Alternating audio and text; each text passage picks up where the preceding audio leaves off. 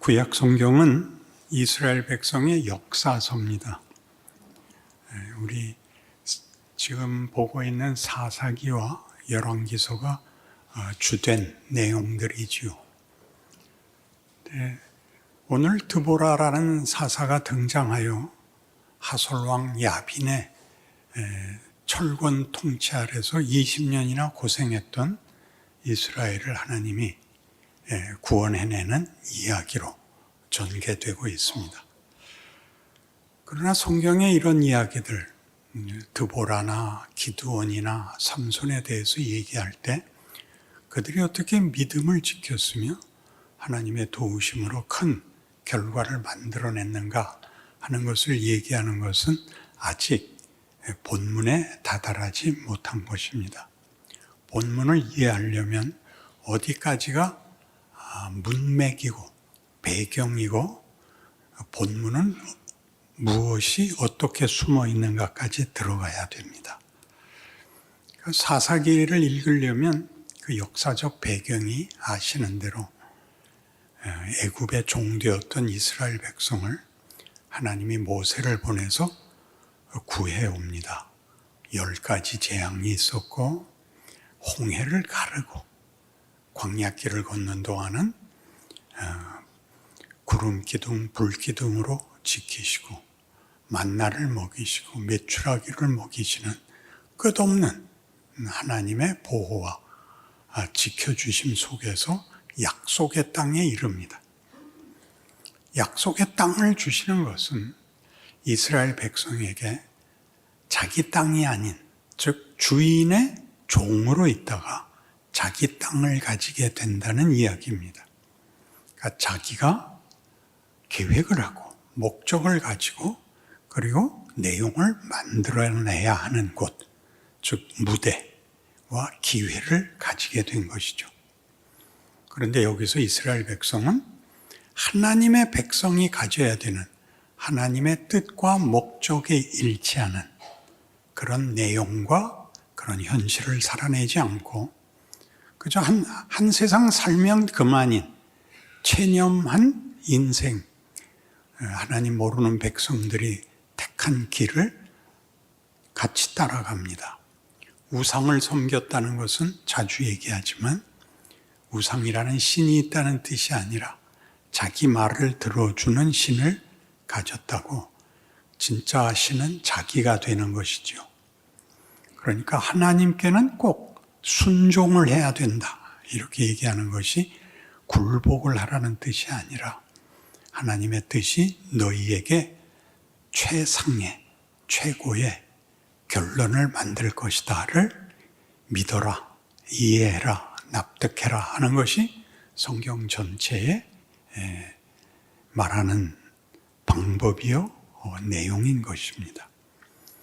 그러나 지금 오늘 드보라에서 보는 바와 같이 사사시대에는 계속되는 불순종, 이방신을 섬기는 자들과 같이 하나님 없는 백성같이 자기 멋대로 살면 하나님이 사사기를 시작하는 2장 3장에서 얘기한 것 같이 너희가 내 말을 안 들으니 내가 이방 백성을 다 쫓아내지 않고 너희 옆구리에 칼이 되게 하겠다, 가시가 되게 하겠다.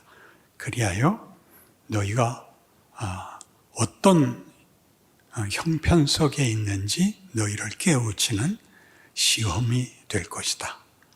그래서 나중에 사무엘서에 가면 가장 주적이 블레셋이 되니까 지금 이 사사시대에는 더 많은 여러 부족들에게 괴로움을 당합니다. 그래서 몇십 년씩 괴로움을 당하면 이스라엘 백성이 돌아와 회개하고 하나님께 도우심을 구하면 하나님이 또 사사를 세워 그 백성을 구해주는 이야기가 반복돼서 나옵니다.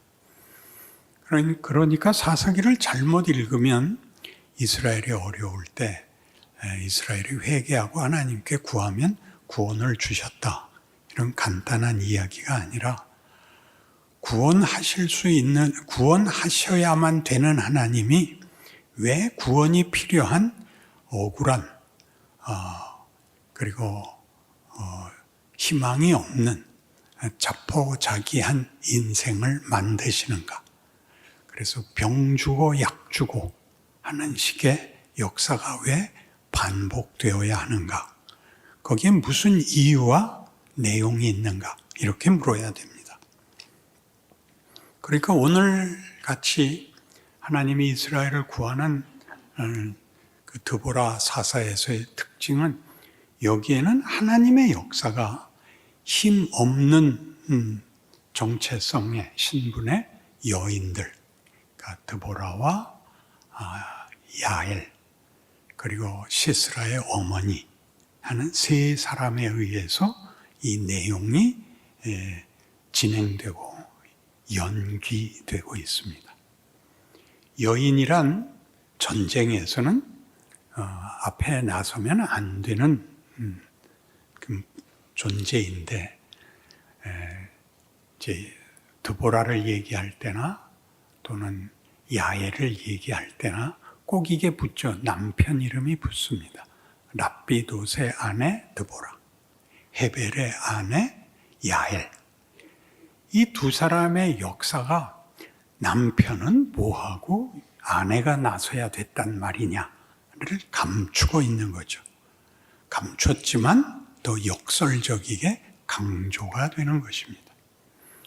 하나님이 이스라엘을 언제든지 구할 수 있으면서 구한 이스라엘을 왜 다시 또 팔아야 되느냐, 또 어려운 일을 당해야 되느냐 하는 문제에 이제 우리가 성경의 내용을 읽어내는 어떤 실력이 붙어야 되는 것입니다. 시편 8편을 보겠습니다. 필요한 본문이니까 함께 찾아주십시오. 시편 8편 짧은 시입니다. 1절에서 9절까지인데 함께 스크린에도 나와 있으니 함께 읽겠습니다. 여호와 우리 주여, 주의 이름이 온 땅에 어찌 그리 아름다운지요. 주의 영광이 하늘을 덮었나이다. 주의 대적으로 말미암아 어린아이들과 젖먹이들의 입으로 권능을 세우시며 이는 원수들과 보복자들을 잠잠하게 하려 하심이니이다. 주의 손가락으로 만드신 주의 하늘과 즉 주께서 베풀어 두신 달과 별들을 내가 보오니 사람이 무엇이기에 주께서 그를 생각하시며 인자가 무엇이기에 주께서 그를 돌보시나이까. 그를 하나님보다 조금 못하게 하시고 영화와 존귀로 관을 씌우셨나이다. 주의 손으로 만드신 것을 다스리게 하시고 만물을 그의 발 아래 두셨으니 곧 모든 소와 양과 들짐승이며 공중의 새와 바다의 물고기와 바닷길에 다니는 것이니이다. 여호와 우리 주여, 주의 이름이 온 땅에 어찌 그리 아름다운지요. 그러니까 여기서 주인공은 누굽니까? 어린아이와 젖먹이입니까? 하나님의 특별한 대접을 받는 인간들입니까? 하나님입니까? 네, 하나님입니다. 여기는 이 존재가 너무 차이가 나서 하나님이 주인공이라고 얘기를 안 할 수가 없습니다. 그러나 이 이야기 속에는 주의 대적을 물리친 이야기가 주된 내용인데 그것으로 인하여 하나님이 영광을 받으십니다. 근데 주의 대적은 어떻게 물리치냐면 어린아이와 젖먹이의 입으로 그들을 물리칩니다. 오늘 드보라 얘기에 굉장히 비슷하지요. 이스라엘을 구하는데 상대방은 그 군대 장관 시스라가 데리고 나온 군대의 그 크기가 철병거만 900대미를 합니다. 그러니까 보병은 그 적어도 100배는 되는 것이니까 굉장한 것이죠. 이스라엘은 몇 명? 10,000명. 그리고 그 군대 장관은 바락인데 바락은 잘 읽으셔야지 발악이 되지 말고 바락인데 정말 발악을 합니다. 누구에게? 드보라에게. 난 못합니다. 난 못 갑니다. 당신이 안 가면 난 못 갑니다. 라는 쫄장부가 그들을 데리고 나가서 왜 이기냐 하면 하나님이 앞장서셔서 바락 앞에 여호와가 함께하여 적들을 물리쳐 진멸합니다. 그러나 마지막 가장 중요한 시스라를 죽이는 이는 도망가던 시스라가 그 야빈과 가까운 그 관계를 맺고 있는 헤벨의 집에 피난으로 들어가서 그 부인에게 자기를 숨겨달라 그러고 그 아내가 마음 놓고 주무시라고 해놓고 잠이 들자 말뚝을 가져와서 관자놀이에 놓고 망치로 박아서 굉장하죠. 우리 그 빙수 먹을 때 얼음 깨듯이 그렇게 꿰뚫어 땅에 박아버리고 맙니다. 그러니까 여인들이, 그러니까 이 시편 8편으로 얘기하면 젖먹이와 어린아이의 입으로 대적들을 물리치시고, 가장 중요한 것은 우리 편, 인간이 무엇이길래 이 모든 우주와 역사를 동원하여 하나님께서 관심과 그리고 목적과 모든 집념을 불태우십니까? 이렇게 되는 겁니다. 그러니까 적을 물리치면 평화가 오는 보상이 아니라 적을 물리친 것은 아주 사소한 일이고, 뭐에 비해서 이제부터 하려는 일, 적을 물리친 게 다가 아니라 나를 기르는 일, 나를 만드는 일이 적을 물리친 것은 이렇게 어린아이와 젖먹이의 입으로 쫓을 수 있고, 우리를 만드는 일은 지금까지의 역사와 우리 인생에서 부닥치는 모든 저 깊은 고통과 갈등과 해결할 길 없는 모든 문제들을 가지고 하나님이 일을 하신다는 거죠. 내가 이 문제를 어떻게 해결하며 나라는 정체성을 무엇으로 확인하며 나라는 존재의 만족과 평화는 어떻게 얻는가라고 여러분 실존적 고난에만 머물러 있지 말고 이 하나를 기르기 위하여 하나님이 얼마나 큰 무대와 얼마나 큰 다른 엑스트라들을 동원했는가를 봐라, 그런 거죠. 해와 달과 별과 온 우주와 역사와, 그러니까 여러분이 아는 역사 기껏 누구 있습니까? 이름 있는 사람, 알렉산더, 그런 정도죠. 히틀러, 구약 역사로 가면 모세, 엘리야, 누구를 동원해도 좋습니다. 그들이 다 나라는 한 존재를 위해서 엑스트라로 서 있는 겁니다. 그렇게 나를 만들고 있습니다. 그러니까 왜 이방으로 하여금 우리를 치게 하느냐? 우리를 치러 온 대적을 물리치는 것은 이렇게 간단한 일이지만 너희에게 가진 목적과 영광은 비교할 수 없는 것이다 를 이스라엘에게 약속했고, 그것을 법조문으로 만든 것은 율법인데, 하나님이 우리에게 만들려고 하는 것은 우리가 커야 되는 문제니까 내가 알아먹지 못하면 반복할 수밖에 없다. 그게 구약이죠. 구약은 실패로 끝났다. 그렇게 간단한 문제가 아니라 이를 기르기 위하여 끝없는 채찍질과 또 필요하다면 주께서 직접 피 흘려 우리를 씻으시는 일까지를 다 동원하여 여기까지 왔다 라고 얘기하는 것이 성경이 하고픈 이야기인 것입니다. 그러니 여러분이 예수를 믿으면 걱정, 근심이 없어지는 게 문제가 아니라 내가 어떤 존재, 나라는 존재의 정체성과 신분과 지위와 운명에 대하여 여러분이 만족스러운 정도를 넘어서 하나님이 만족하실 때까지 가야 되니까 우리는 중간에 꼭 물어보죠. 언제 이 공부가 끝나냐고요. 죽으면 끝난다 그러시는 거죠. 그러면 일찍 죽겠습니다. 못 죽는다. 약 먹고 죽겠습니다. 목만 아프다. 이게 현실입니다. 그래서 여러분 로마서 8장에 오시면 여기도 찾아보셔야 됩니다.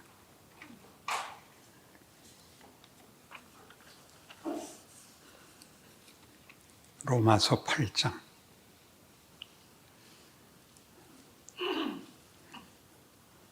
12절부터 봅니다.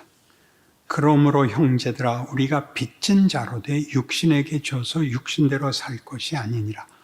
너희가 육신대로 살면 반드시 죽을 것이로되 영으로서 몸의 행실을 죽이면 살리니 무릇 하나님의 영으로 인도함을 받는 사람은 곧 하나님의 아들이라.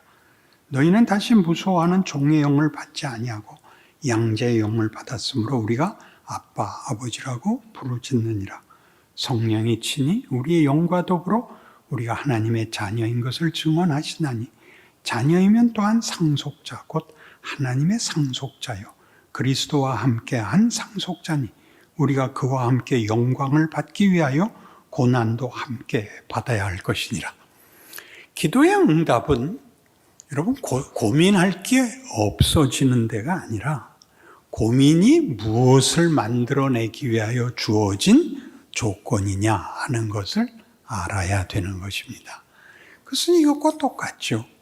공부는 열심히 해야 되고 끈기 있게 해야 됩니다. 왜요? 자기가 한 것만큼 크니까요. 그러니까 책상을 정리하고 밤을 새도 공부는 하지 않고 있으면 밤을 샜다는 뜻은 밤새 공부를 했다를 내용으로 갖고 있어야 되는데 밤만 샜단 말이죠. 커피만 12잔 먹고. 그러니 우리 인생에서 고민을 제거해 주십시오는 기독교가 약속한 결론이 아닙니다. 너를 고단하게 만드는 것은 네가 원하는 경쟁에서의 승리를 주겠다는 뜻이 아니다. 그것은 언제든지 어린애라도 할 수 있다.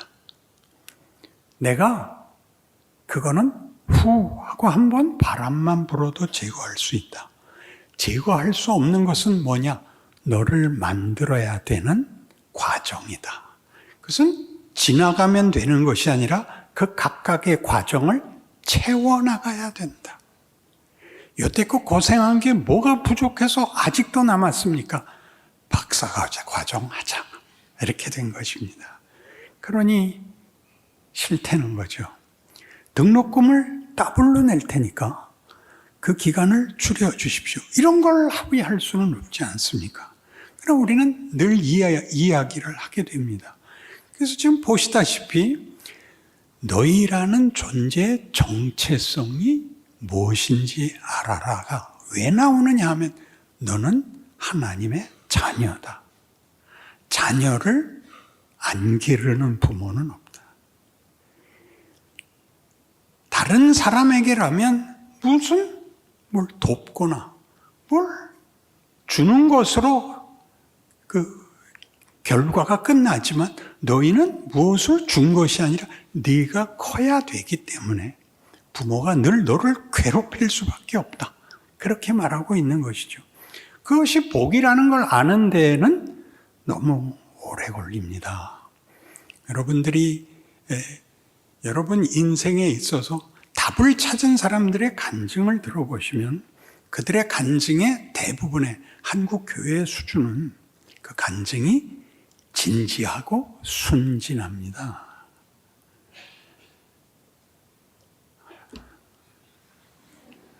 약간 평가를 절하해야 돼서 죄송하지만 기쁘고 감동이 있고 그러면 안 됩니다. 막 안타깝고 막 아슬아슬해야 정상입니다. 그것을 넘어서기 전에는 안 되니까. 넘어서면 그거보다 큰 게 오죠. 성급 학교로 진학을 해야 됩니다. 그러니까 제가 가장 좋아했던 그 과정을 겪는 과정에서 제가 제일 좋아했던 성경 구절은 나의 하나님이여 침 삼킬 동안도 놓아두시지 않는 하나님이요. 그러니까 내 고백이었습니다. 항복의 고백이 아니라 진저리가 쳐지는 비명이었습니다. 어쩌면 그렇게 놔두시지 않는지. 기도의 시작이 천지 만물을 지으시고 그 아들을 보내어 우리를 하나님의 자녀로 삼으신 고마우신 하나님이 아니고 하나님 또다시 제가 악을 써야 된다 말입니까? 로 시작할 수밖에 없었는데 따지고 보면 그런 정도로 그 아들을 십자가에 못 박는 정도로 부모가 자식을 위해서 자신을 내놓을 수 있는 정도로 우리에게 요구하는 것, 자식 이기는 부모 없다? 자식이 부모보다 못한 꼴 못 본다. 이게 성경이 하고 싶은 얘기라는데 하나님이 창조주로서 뭘 만들었느냐? 우리를 만들어 우리의 신분을 뭐라고 지목했느냐? 온 땅을 다스리라였잖아요. 하나님이 지으신 모든 것을 다스리라. 어떤 지위? 소유자의 기업을 잇는 상속자였지 않습니까? 그것이 성경이 하고 싶은 이야기입니다. 그래서 왜 이 반복적인 일이 일어나죠? 사사기의 반복. 아니, 이스라엘 운명의 반복까지 일어납니다. 같은 로마서 11장에 가면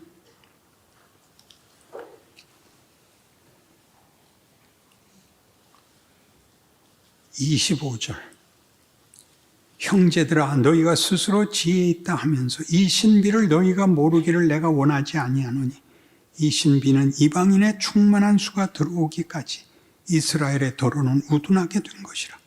그리하여 온 이스라엘이 구원을 받으리라.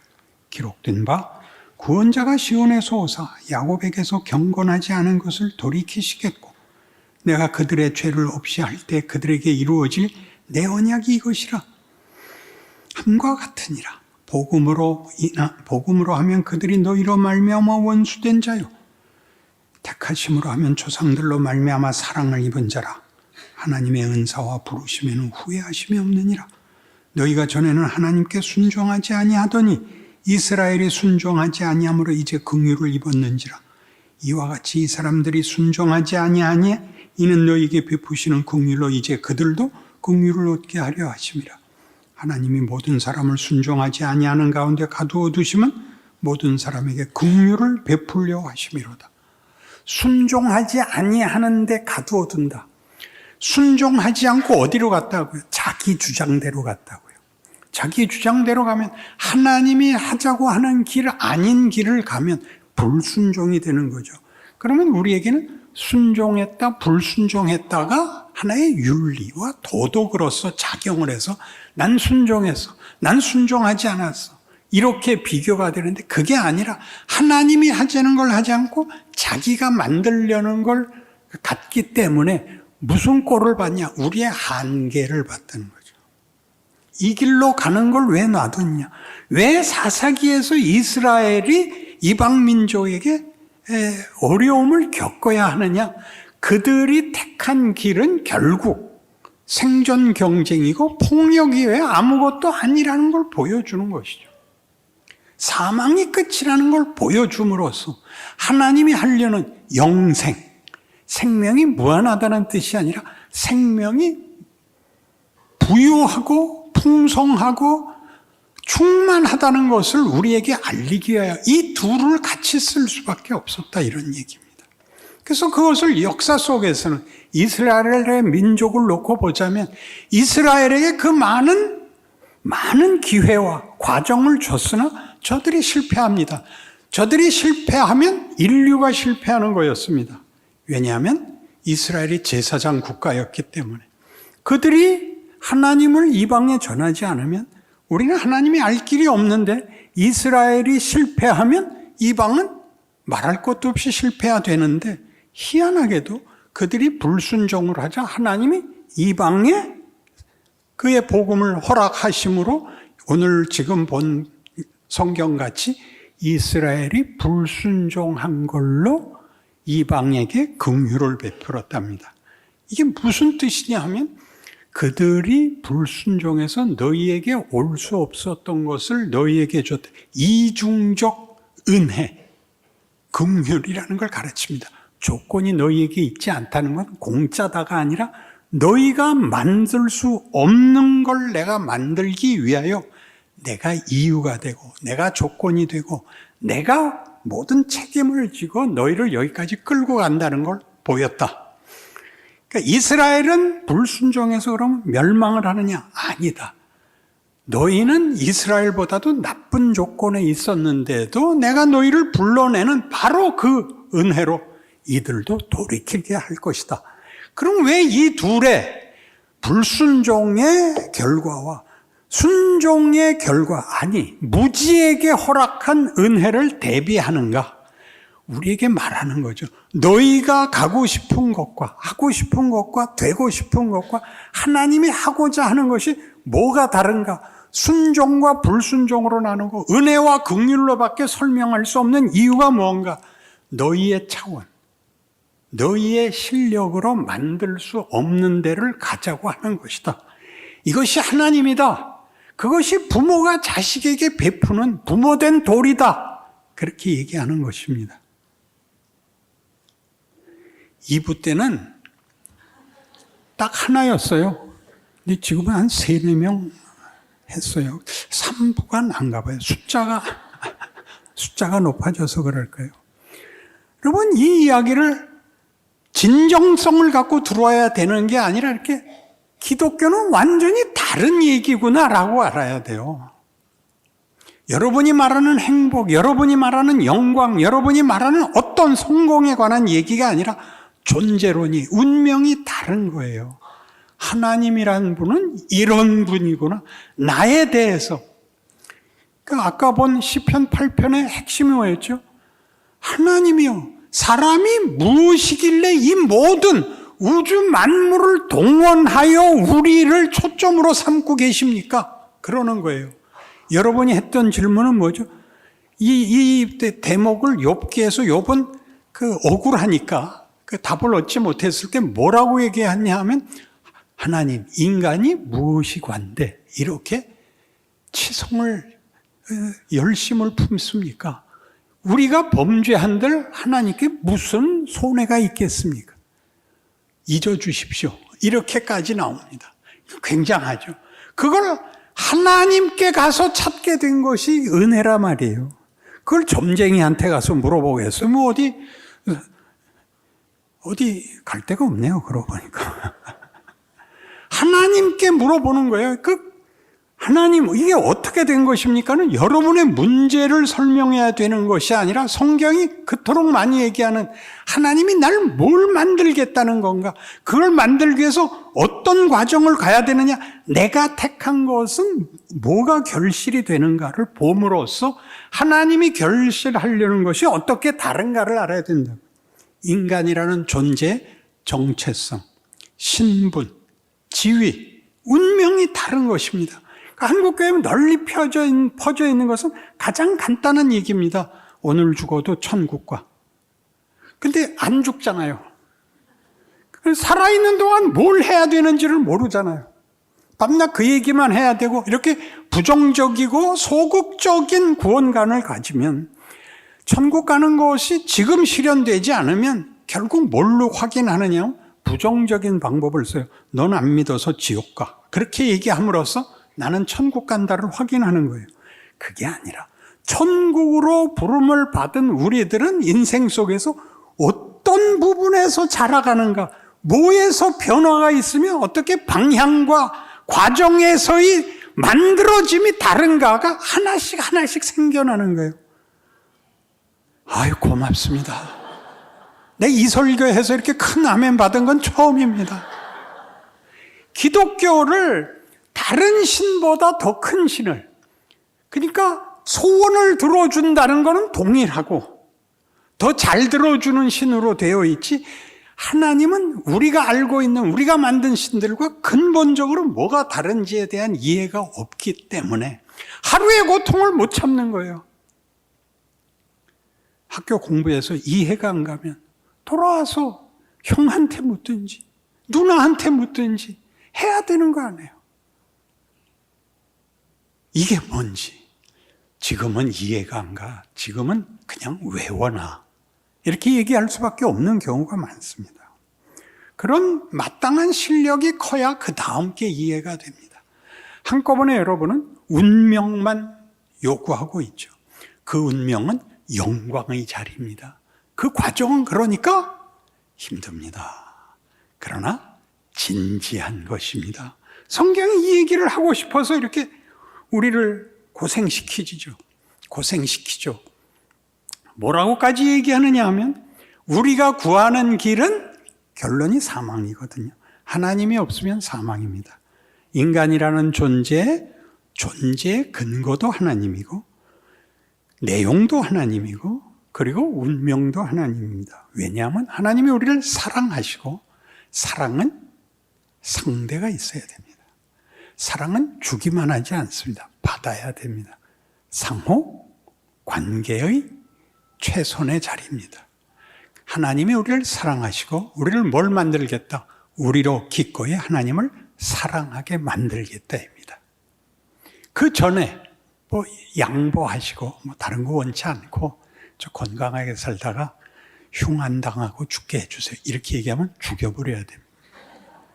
기독교를 오해한 정도가 아니라 하나님을 모욕하는 겁니다. 그리고 여러분, 하나님이 우리를 만들기 위해서 얼마나 말이 안 되는 일을 이스라엘에게서 했어야 됐고 신약시대 2000년도 지금까지 그랬어야 됐는가를 생각하십시오. 그래서 지금 로마서 11장 33절부터 이렇게 말이 안 되는 찬송이 나옵니다. 볼까요? 깊도다 하나님의 지혜와 지식의 풍성함이요 그의 판단은 헤아리지 못할 것이며 그의 길은 찾지 못할 것이로다. 누가 주의 마음을 알았느냐? 누가 그의 모사가 되었느냐? 누가 주께 먼저 드려서 갚으심을 받겠느냐? 이는 만물이 주에게서 나오고 주로 말미암고 주에게로 돌아갑니다. 그에게 영광이 세세히 있을지어다. 아멘. 이런 분이 하나님입니다. 여러분과 제가 얻게 된 지위고 운명이고 현실이며 현실에서 우리가 살아볼 수 있는 진실입니다. 여러분 하나가 있으므로 여러분이 있는 그 자리에 주께서 함께하사 모든 어두움을 빛으로 비추고 모든 못난 것들 앞에 소망이 되고 기적이 된다는 사실을 기억하고 여러분의 현실을 기쁨으로 살아내시는 주의 은혜를 입은 충성된 종들이 되시기를 바랍니다. 기도하십시다. 하나님 아버지, 우리의 못난 것을 고백합니다. 징징거리는 것이 아니라 힘써 따르겠노라 결심합니다.